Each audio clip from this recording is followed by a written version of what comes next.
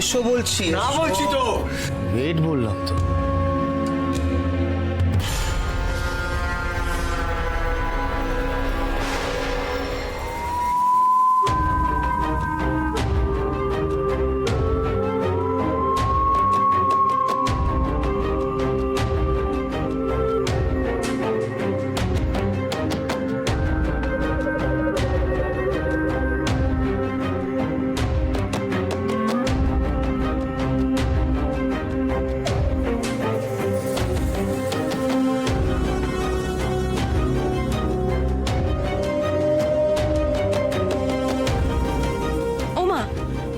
আয়ুষ তো একদম শান্ত হয়ে গেল।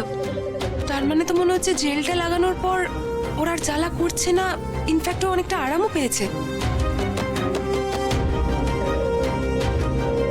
ছোট ভাই, ছোট ভাই, তুমি তুমি শান্তি তো পেয়েছো কেন? এখন একটু ঠিক লাগছে বলো। আয়ুষ,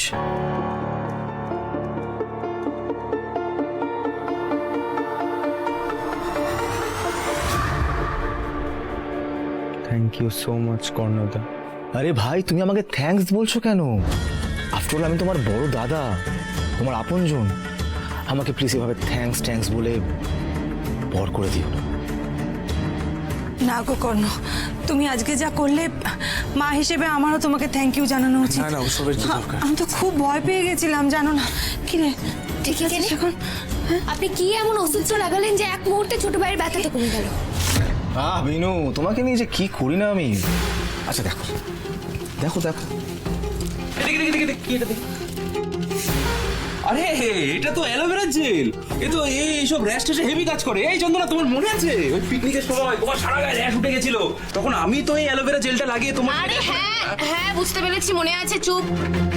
তাহলে আবার এটা সবার সামনে প্রমাণ হয়ে গেল তো যে বিনু শুধু শুধু সন্দেহ করছে। অদ্ভুত। হ্যাঁ, অদ্ভুত তো বটেই, সত্যি অদ্ভুত। এবারে সবার সব সমস্যার সমাধান তোমার হাতের মুঠোয় একেবারে। হ্যাঁ, তুই কি ম্যাজিক ট্যাজিক জানো নাকি ভাই?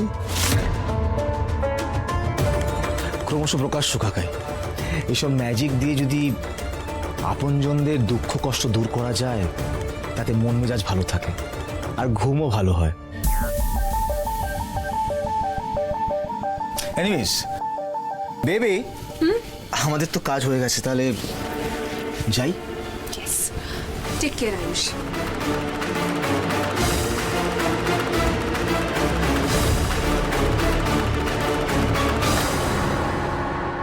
যদি সত্যি রেস্ট হয় তাহলে তো চুলকানিটা হবে কেন? কিন্তু ছোট ভাই যে বলল গা আগুনে পোড়ার মতো হচ্ছিল, হঠাৎ বাড়িতে পোড়া গন্ধ, তারপরেই পায়েল আর ছোট ভাই দুজনের ক্ষতিটা হতে হতে রক্ষাটা পেল। হে মাধব, এই কিসের সংকেত বটে? তবে সত্যি কি কোনো অশুভ শক্তি তো বাড়িতে বাসা বাঁধছে?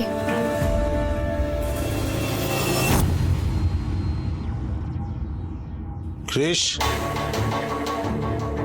কাকাই, এই ছেলেটার ভাবগতিক সুবিধার লাগছে না আমার। ওর সম্পর্কে একটু খোঁজ খবর নেওয়ার ব্যবস্থা করতো। ঠিক আছে।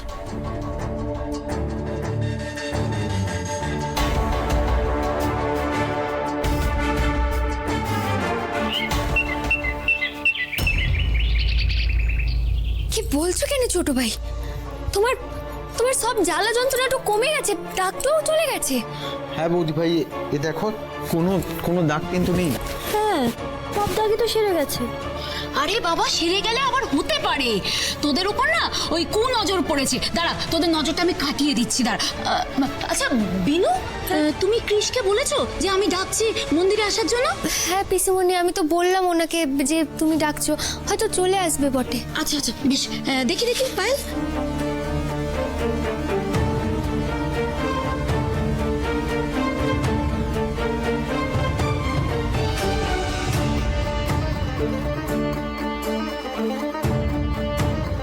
বিনু, কৃষ কোথায়? এলো না এখনো? ওই তো এসে গেছে। কৃষ, দাঁড়া বাবা, তোর নজরটা আমি কাটিয়ে দিই। হ্যাঁ।